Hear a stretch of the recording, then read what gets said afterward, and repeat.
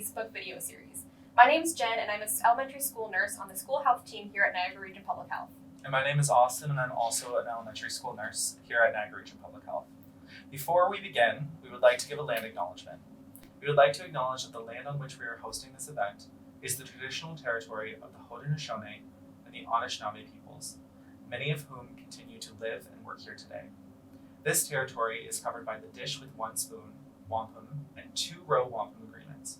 These agreements establish relationships between nations for a harmonious coexistence based on respect, kindness, and acceptance, and stewardship of the land and the resources to ensure that all people benefit and thrive. Today, this gathering place is home to many First Nations, Métis, and Inuit peoples. Acknowledging this reminds us that our great standard of living in Niagara is directly related to the resources and friendships of Indigenous people. This presentation is to complement the first two sessions in this three-part series with the Niagara Sexual Assault Centre about teaching your kids about consent. If you missed our last two sessions with Donna and Suzanne, you can watch them on the Niagara Parents Facebook page. So Austin, we both had great conversations with Donna and Suzanne over the last few weeks. Now in this session, you and I will be continuing that conversation and reviewing the information that is outlined in the Ministry of Education's 2019 Health and Physical Education curriculum. Knowing the curriculum is a good opportunity to understand how to best approach this topic with young children. As school nurses, we work with teachers to support them in delivering the 2019 Health and Physical Education curriculum. In the curriculum, the topic of consent starts as early as kindergarten. It's important to start the conversation of consent early to reinforce the idea of bodily autonomy and healthy boundaries from a young age. We understand that some of the topics in this video may be triggering for some of our viewers, so please reach out to your healthcare provider, the Niagara Sexual Assault Centre, or Niagara Parents if you're in need of support. Today, we will review the curriculum with you so you know what your child will be learning and how you could continue the conversation of consent with your child at home. Consent means giving someone a choice about touch or actions and respecting their answer. With children, we often use the language asking for permission. Consent is defined by the Raising Children Network as when all people involved can choose freely to take part, can say that they want to take part clearly and enthusiastically, and can change their mind at any time and have this decision respected. It also means that they are awake, conscious, and rational, and understand what kind of activity they are agreeing to. We often think about teaching consent to older children around the time of puberty or to adolescents when teaching sexual education. While consent is really important in this context, we can start the conversation about consent and healthy boundaries at any age. Consent or asking for permission is a normal part of everyday life. Another resource that we use in school health when teaching about consent is teachingsexualhealth.ca. They reaffirm that learning about personal boundaries help children and teens develop a sense of individual responsibility and control. Developing a sense of personal independence and respect for self and others leads to increased self-esteem. Teaching children to take care of their bodies includes saying who can touch them and come into their personal space. Everybody deserves to be treated with respect. Everybody's body is private, and some parts are more private than others. As we discussed in our previous sessions, as a parent or caregiver, you can help children understand consent by making it a part of your everyday conversations and interactions. One of my favorite places to learn more about consent for children is safesecurekids.org. They have some amazing tips and tricks to help you start the conversation at home and some interesting interactive activities. One of their tips is as children become more verbal, you can model how to ask for permission. For example, do you want help getting your pajamas on today, or do you want to do it by yourself? This is a simple way to show kids that they have a choice when it comes to what happens to their body and their personal space. Make sure that you are responding appropriately when you do not receive that permission. If your child says no, make sure that you don't respond negatively. You should respond with understanding, okay, no hug today, I'll see you later, so that you do not give kids the wrong impression about their right to choose or make them feel bad for saying no. It's also up to you to find situations and age-appropriate ways to practice this in your home. There might be times when you just can't give your child the ability to choose due to safety reasons. For example, holding your hand when crossing the street. Slowly introducing these practices is all about consistency and finding the appropriate time that works for you and your child. Before you start to have an age-appropriate conversation with your child, it's important to remember that it's better to have frequent smaller conversations than one large talk about consent. You know your child best and how to talk to them, so it's important to note that all the examples we talk about today are just suggestions. So just as we mentioned earlier, lots of opportunities come up in our day-to-day activities that can give you a chance to start the conversation or practice asking and giving for consent. For example, there might be a scene in a book, a TV show, or a movie that can spark up a conversation. You can also take those moments to find out what your child knows and thinks about consent. This gives you time to correct misinformation and explain things based on their age. For younger children, you can say, it's your body, so you can decide who hugs, kisses, and tickles you. You can also say no if you're uncomfortable or scared. So now we're going to talk about where the topic of consent is discussed at each grade level. This can help you to understand what your child is learning at school and how you can continue that conversation at home in an age-appropriate way, and slowly introduce different practices that support their learning. In kindergarten, students will begin by learning how to identify adults that they trust and skills for responding in situations where they feel uncomfortable or unsafe. This is all about identifying a safe adult and asking who do they go to when they feel uncomfortable. This is something we discussed at length with Donna and Suzanne in the past few weeks. The other big topic is responding to the situation. So an example from the curriculum is being able to say that they do not want to hug their mom's friend today.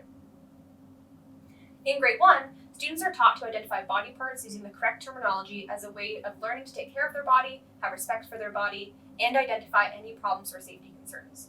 Using the proper names for body parts is a really important part of child safety.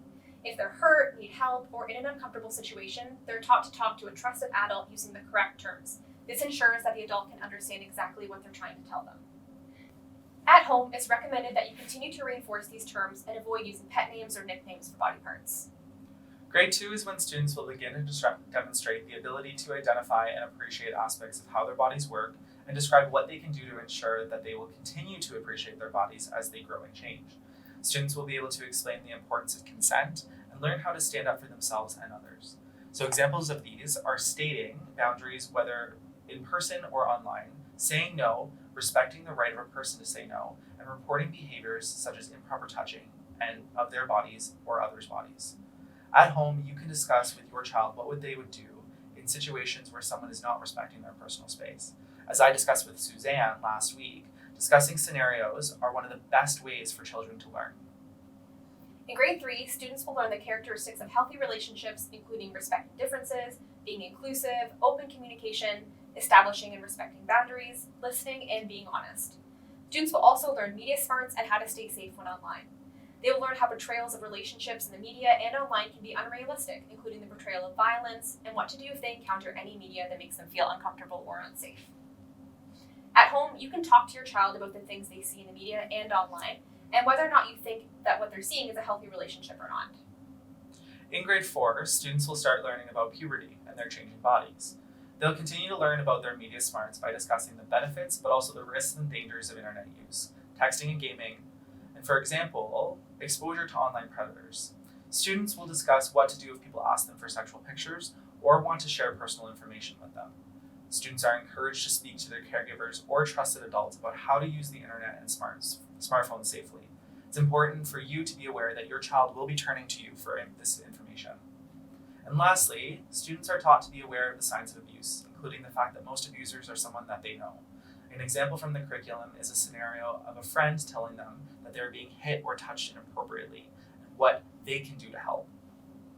In grade 5, students begin learning about reproduction, menstruation, and spermatogenesis, as well as discuss themes around sexual orientation, self-concept, and identity. As they learn about their developing bodies, they're taught to identify situations of non-consensual behavior. They'll demonstrate the ability to deal with unsafe situations and are taught to identify trusted people and support services that they can turn to for help. An example of non-consensual behavior that's outlined in the curriculum includes touching people without their permission, spreading rumors, and sharing sexual photos. In grade 6, students will continue the discussion of healthy relationships by diving deeper into concepts such as gender stereotypes, the inaccurate portrayal of people in relationships in sexually explicit media, consent, of course, including body language, tone of voice, facial expressions, reading signals of agreement or disagreement, and that consent is freely given and can be taken away at any time.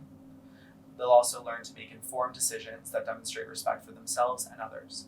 At this time, when I go into schools, I reaffirm that if a person is not giving an enthusiastic yes, it is not consent. It is not the absence of the word no. I also discuss that consent must be given at the time of any action. In grade 7, students will dive deeper into the concept of consent, including the legal age of consent and how consent is communicated. And in general, the need to communicate clearly with each other when making decisions about sexual activity in a healthy, loving relationship. It also teaches that being able to talk about these boundaries with a partner is a really important part of sexual health. The conversation of media and digital safety continue at this age as the curriculum teaches the dangers of social media and the internet. Students will discuss things like the misuse of private information, the negative impact on mental health, including possible social isolation, feelings of depression, addiction, identity theft, cyberstalking, exposure to online predators, including those involved in sex trafficking, and sending or receiving explicit sexual images. As I discussed with Donna in our first session, it's important for you as parents and caregivers to be aware of the apps and online games that your children are using, particularly those with live chat options, as those can be dangerous for children. Have a talk with your child about their internet use and what to do if they feel unsafe in a situation online. And finally, in grade 8, students will explore more difficult topics such as gender-based violence, making decisions about sexual activity, and more about consent. As students continue to learn about consent, they'll discuss how important it is to talk with their partners about sexual health choices and keeping safe. They have to develop the skills to communicate their thoughts effectively, listen respectfully, and read body cues in these conversations. Students will explore what to do if something does not feel right and look for verbal and nonverbal cues of consent. Students will learn that consent isn't necessary in any form of sexual relationship. It is important to know that consent to one sexual activity does not imply consent to all sexual activities, so partners must ask for consent at every stage. Consent is always communicated and never assumed. It may seem like a lot, but learning this is an important part of healthy relationships and growing up. Now that we've reviewed what children learn throughout the curriculum, we hope that you can take some of this information and find ways to continue the conversation of consent at home. As we discussed with Donna and Suzanne, it starts with finding ways to make it a continuous conversation in your home, rather than one large talk. All you have to do is look for situations that you can talk to your child about the things that they see, how they feel, and how they interact with the people around them. It may not come naturally in the beginning, but over time, talking to your child about consent and practicing it at home will become easier and easier. To help give ideas and good resources, we've included some links in the description box below that we use at Public Health when we go into classes and teach that you can use at home. You can find a link to the curriculum if you want to give that a read through, and also a couple of websites with more tips and tricks on how to talk to your child about consent. Thank you so much for joining us today, and if you have any questions about what we discussed today or what your child is learning at school, contact Niagara Parents or your child's school health nurse.